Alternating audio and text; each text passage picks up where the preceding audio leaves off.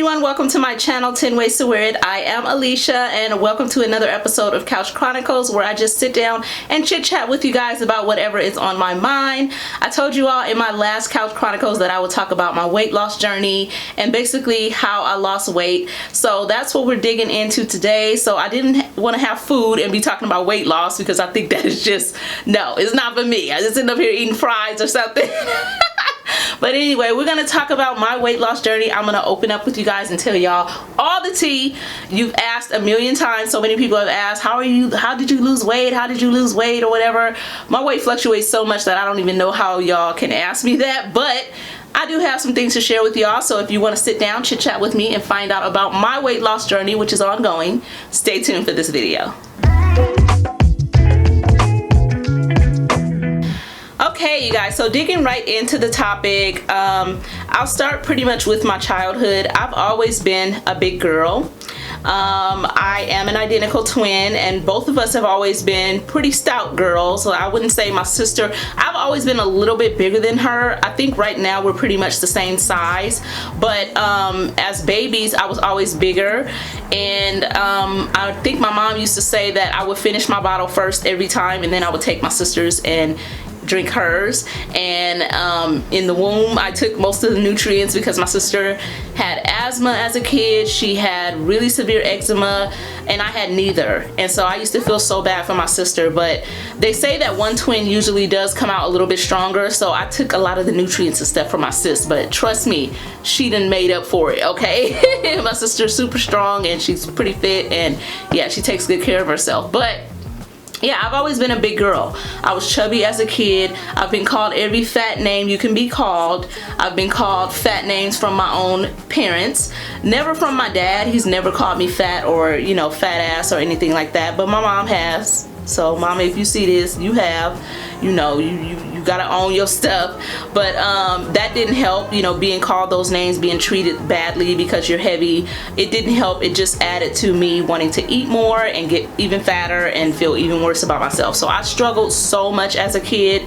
I really had the desire to do a lot of extracurricular activities, particularly in like elementary and junior high. I really wanted to be a cheerleader. I did get on the drill team in junior high school, so I was a part of the drill team. If I can find the photos, I'll insert a picture right now.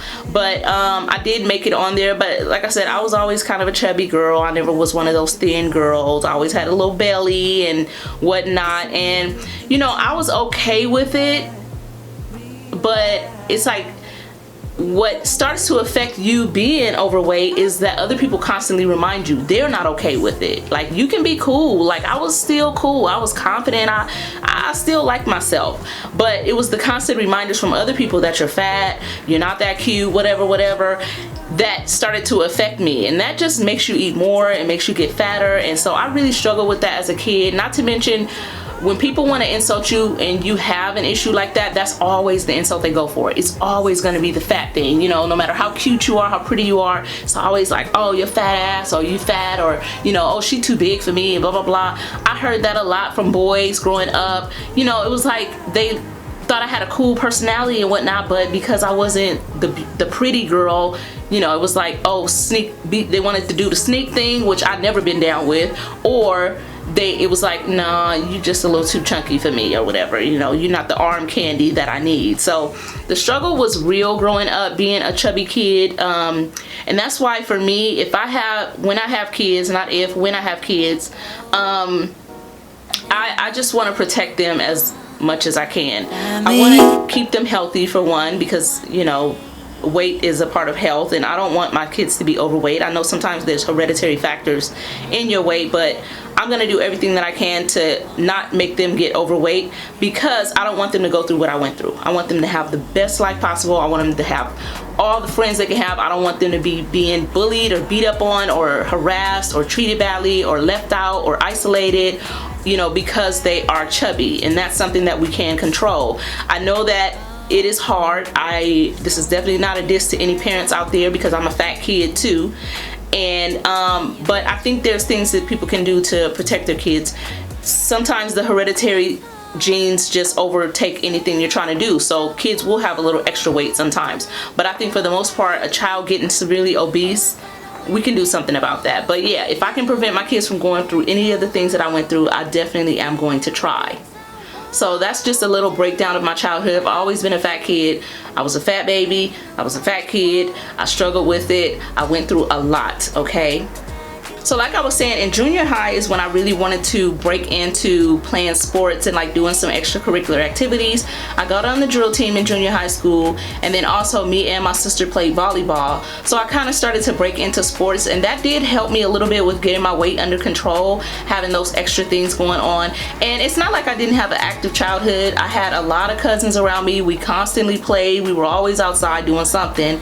And you know, on the weekends we went to the beach. We did all kind of different stuff. So I did have an active childhood. I still overate when I could. I remember my parents, my mom, my grandma, my aunts and stuff trying to control my like overindulgence of sweets. I used to be like the kind of person, you gotta serve me. If it's some banana pudding or peach cobbler, you gotta make my plate, because if I make it, I'm gonna have a plate full of dessert. Like, I was hooked on sweets. You know, it's amazing that I still have all my teeth, but girl, the sweets was real. And that was just part of my just need to just stuff myself, because I was masking a lot of things that I went through. And I'll definitely do another video on like childhood trauma. I haven't experienced some of the childhood traumas that I'm sure other people out there have. I've never been through any type of molestation or anything like that, but I have experienced childhood trauma that I think also contributed to my weight issues.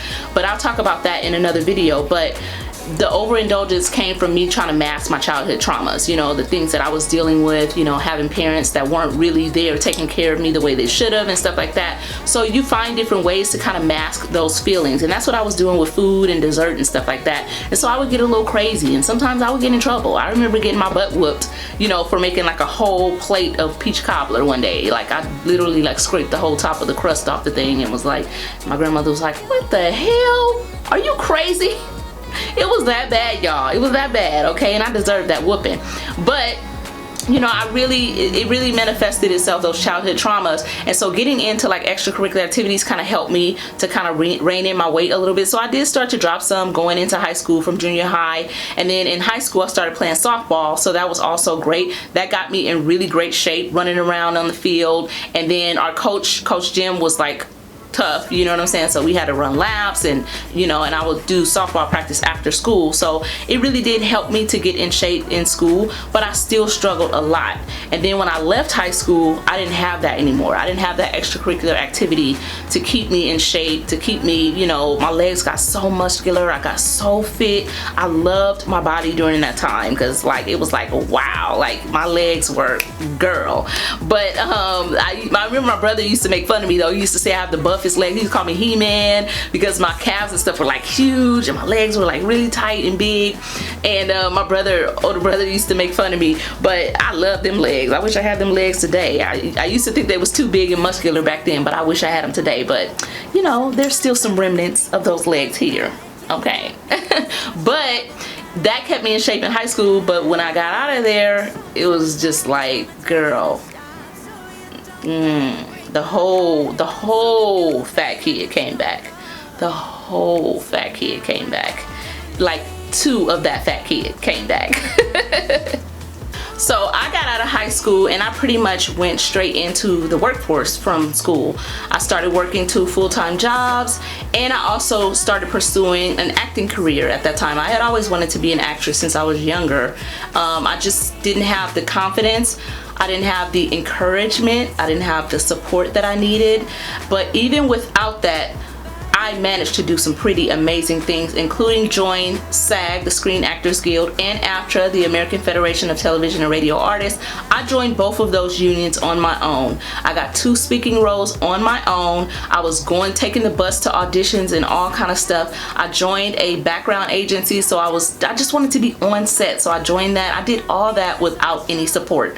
As much as I wished my mom and my dad and, you know, the people around me would have really supported my acting career, because God knows where I would be right now if they had, I still feel proud of what I did manage to accomplish. I managed to accomplish a lot just on my own without any encouragement, and with sort of low self-esteem, struggling with those weight issues. I still managed to do those things. But like I was saying, I went straight into the workforce. I've always liked having money. I moved out pretty young, got my own apartment, and I've been living on my own ever since. And I've never lived with anybody. I've never had a roommate. I've never had a man live with me or nothing. I've been living on my own since I was like 20 years old. So I'm pretty proud of that. But you know, I ate a lot on the go, having 2 full-time jobs. I was constantly eating fast food. That's pretty much all that fueled me, and I blew up.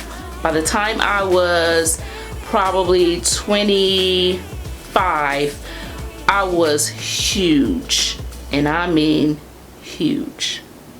Okay, I think the highest point of my weight, I was 260 pounds.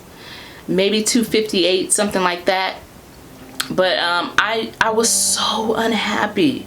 I was so unhappy, and that's the period of my life where I was going through those major lows. Remember the video where I talked about I was like a magnet for users and F-boys and dogs and takers?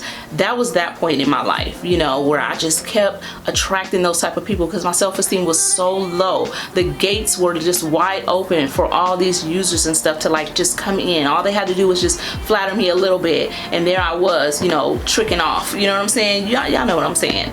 But I just got so big, and I was so unhappy, and all I did was just work,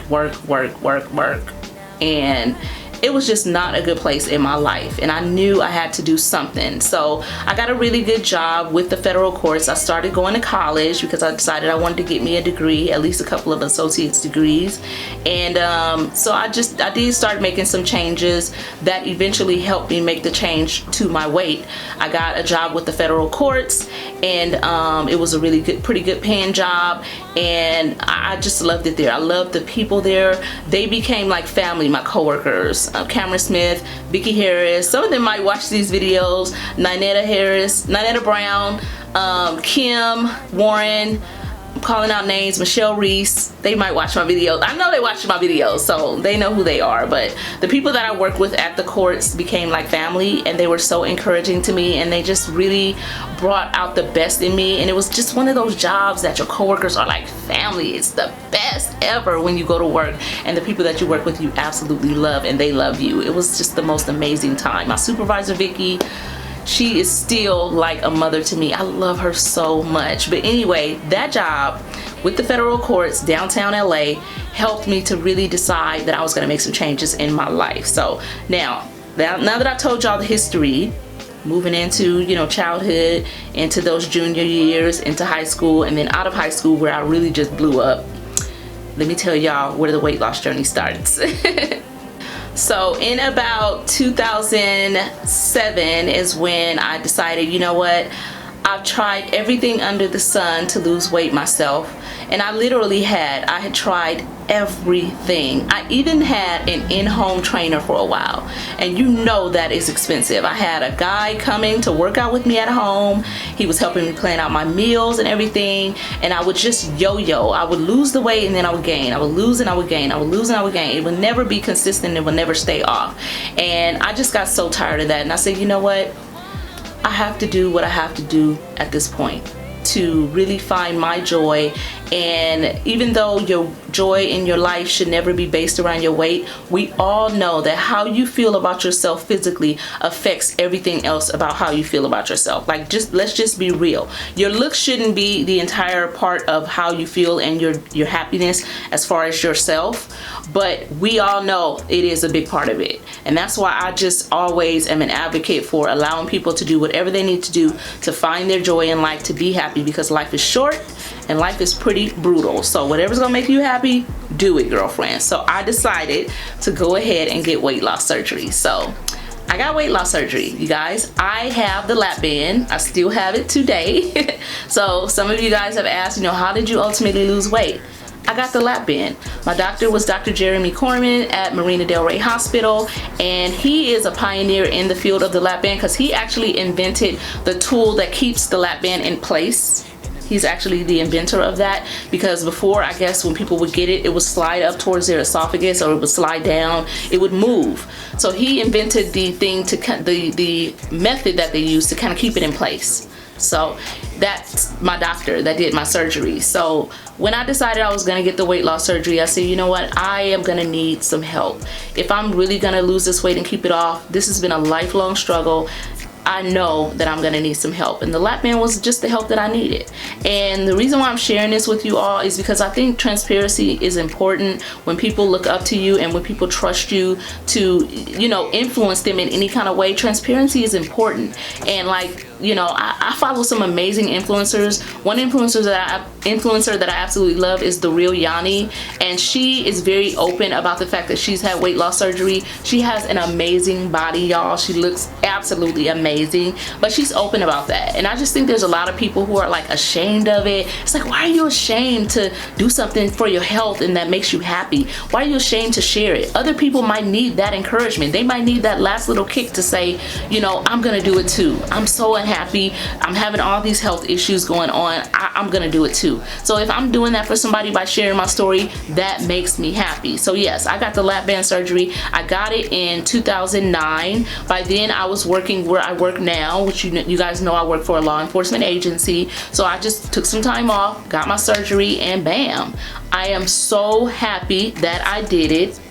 And so one thing you all may notice is that the lap band is not a surefire solution to weight loss. My weight has still fluctuated a little bit since I've gotten it. I would say it stays within a range of a loss and a gain of 30 pounds. So I've never gained back more than 30 pounds.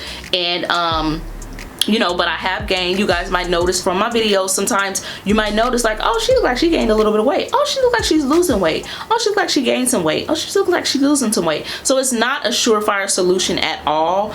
I still have to work, and I do work to keep my body in shape, especially if you want to be toned up and stuff and you want to look good with your clothes on and with your clothes off. You can't just depend on the lap band to do that, because it ain't gonna do all that. You gotta build your own muscle, you gotta build your own curves and all that kind of stuff, and you might even have to get surgeries afterwards. I didn't, thank God, because I was only 260 pounds when I had my surgery, so I didn't have that extreme access of skin and stuff like that other people have. But I do support people getting that taken care of if they do have that, because you don't want to be flabby, all your stomach hanging down and this and that. You don't want all that. But yes, got the lap band surgery. Best decision I ever made. I'm super happy about it. I know there's been more innovative surgeries that have been invented since then, like the sleeve and all that kind of stuff, and I know a few people that have gotten that, and I'm so supportive of them. I'm supportive of myself. But yeah, I have some flab. Y'all see my arms in the videos. I got some, you know, flab from my weight loss and all that stuff, but I don't care. It's better than what I was going through and what I was dealing with, and I have absolutely no regrets. So I wanted to share that with you all. And you know, you might continue to see my weight fluctuate. It's still an ongoing struggle every day. I still have to be careful of what I'm eating. The lap band doesn't prevent you from eating a whole bunch of ice cream every day. It don't prevent me from eating banana pudding. It don't prevent me from eating those cheesecakes I was eating in the last video. And please don't come for me about what I eat. I am still Alicia. That mechanism does not change your mindset and the habits that you have. I still like dessert. I'm always going to be a dessert girl, and that's never going to change. But what it has done for me is to help me control the amount that I eat. Okay? It doesn't control what? It controls amount. And if you go to some of the counseling sessions and group therapies that come along with getting a surgery like that, that's one thing that you learn. It don't control everything you do. If you're an alcoholic, you're gonna still be an alcoholic after the lap band. If you're an overeater, you might even cause yourself some issues by continuing to overeat. So it doesn't change any of that. So just know that. Don't at me because you see me eating something I shouldn't be eating. I'm still me. I still eat regular. I try to eat healthy most of the time. I drink my green juices. I do what I'm supposed to do, but I do like to indulge here and there. So please don't at me. I'm not 500 pounds. I'm not somebody that doesn't work out. I work out. I do my best to take care of myself. So don't at me if you see me eating some cookies or some ice cream, y'all. But yes, I think it's a good decision that I made in my life. I think it's probably one of the best decisions I ever made. And yeah, being transparent with y'all, I've had weight loss surgery and I'm super happy, and I may get some other surgeries in the future.